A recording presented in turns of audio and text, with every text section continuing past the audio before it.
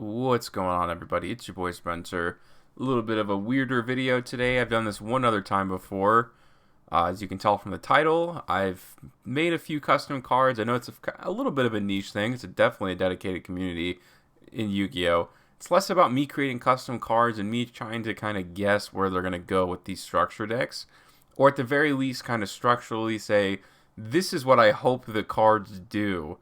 I'll just go by one. I think there's like 4 cards. As an Egyptian God player, obviously, I would really like for these cards to be good. I think, the Thunder Force Attack and the Fist of Fate, all the cards are pretty darn good, and I'm glad there's going to be some reprints in there. But there needs to be more, and I've hopefully addressed some of the weak points of the deck, relatively speaking. It's not going to be meta, but that's not the point. I always say that. So let's start with the new field spell. I don't think Mound to Bound Creator is any good. Relatively speaking, in today's game, you need to do a little bit more. This is a little complicated, but maybe they'll... Well, I have no idea if they'll use any of these effects, but this could be a card maybe that they separate out. We'll see. It's kind of the same idea as the original Mound to Bound. Anyways, the name doesn't matter. Let's say this is a field spell. It could be a continuous spell for all I care. When you activate this card, take 500 damage. That's what I'm really hoping the theme is, like, beyond anything of what the effects do. Because right now, the only way to take damage for yourself is to use Perform Impal's effect. Like, if you should all fusion. Otherwise, you're waiting for your opponent to hurt you. I'm talking about using Guardian Slime effect. So that's why I have this effect there in the beginning. You want to be able to hurt yourself. There's a difference between paying life points and taking damage. So it specifically says you have to activate this card, you take 500 damage, right? Okay, excavate the top 5 cards of your deck. If there is a Divine Beast monster or the true name among them, add one of them to your hand and place the remaining cards in any order on the top of your deck. The only way to search the Egyptian gods right now is, well, there's only one. It's Ancient Chan, right? Which is really good, but it's only for one of them. So it would be nice to be able to kind of grab these to your hand depending on what powerful spell card like Thunder Force Attack, and also like the True Name only has card advance right now. There's other cheesy ways to kind of stack your deck, but that's not any good, right? Like, you don't want to use Dark Magical Circle to stack your deck. I do, because I don't really have a choice. It's one of the only cards I know that does that, and I've searched a lot. And there are other ones that do it, but I mean, wouldn't you rather have this? Like as like just one of the effects? Anyways, I added this on top. This might be a little overkill, sure. Maybe this is like a tribute summon effect secondarily. It would be nice, though, if this was the field spell to replace Mound to Bound Creator. Because basically the first effect, Divine Beast monsters cannot be destroyed by card effects as long as you can control one. And, if they have multiple effects, like if you control 2, maybe they can't be targeted by card effects. And maybe like an overpowered one if you have all 3 Egyptian gods on the field. The first monster spell or trap effect your opponent activates is negated. Again, that might be overkill, and you'll probably also never have all 3 of the Egyptian gods in one turn. So it's like one of those, just like, okay, well, if you can make that happen, then you can have this overpowered effect. I'm not sure. But I do think this is a good basis for maybe where I think that they should be taking these cards. Let's just call this Divine Search, whatever. When this card is activated, again, take 500 damage.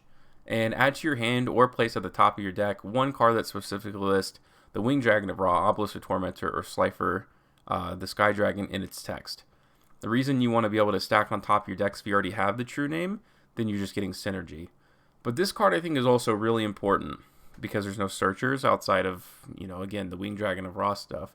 But you need to expand that out. You never know, like, you want to have the flexibility with whatever you have in your hand. You can kind of go with whatever Egyptian god that you need. I think this is a really simple way to do that.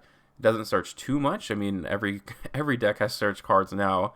I'm trying to think of the Eldritch one. I can't think. Cursed Eldlin searches like your entire archetype. I don't think this is crazy overpowered, and I think it'd be very nice for the deck as well.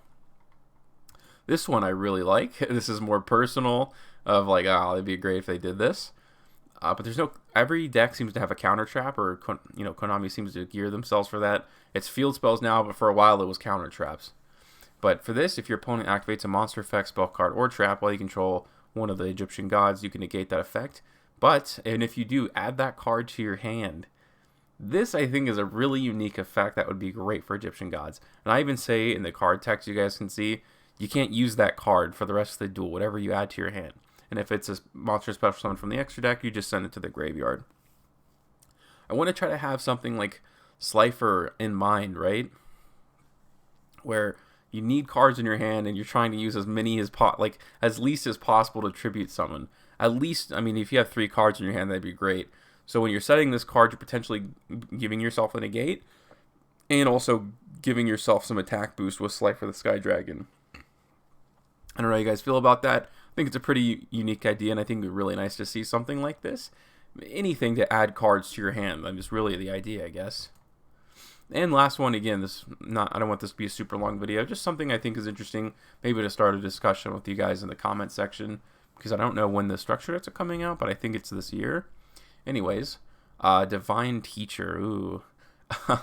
Add 1 Rise Disciple from your deck to your hand, and then during your main phase, you can banish this card from your graveyard. You contribute summon in addition to your normal summon. Rise Disciple normal summons itself, special summons 2 guys, and then you can't do anything else. It's a horribly designed card, but I think they do want to keep up with it. It was recently reprinted, I think, in the Armageddon set, which was a little while ago, but not too long. So I guess this are like, okay, you still want to use it.